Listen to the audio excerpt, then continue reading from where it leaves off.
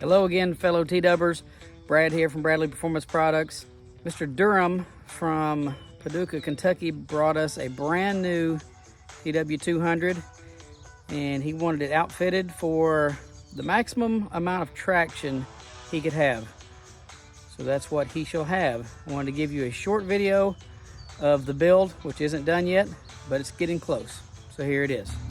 We started out by installing his HDB handguards, rocks risers, pro taper bars, some new grips.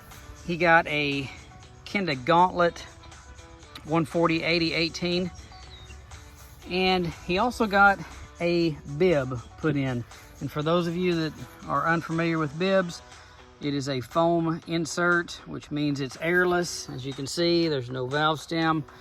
So you're just riding on foam, which means it's impossible to have a flat. He wanted to make sure he would never have a flat, and he will not. They're a booger to put in, but it's in there. He got the 26-inch rear ATV tire and wheel conversion. He got a 60-tooth rear sprocket. He wanted to keep the bike and himself clean, so he got the belted material mud flaps front and back.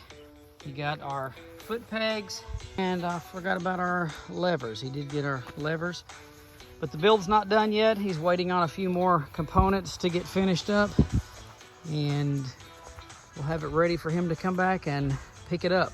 Just wanted to show you how pretty these new bikes are with a bunch of neat new goodies on them.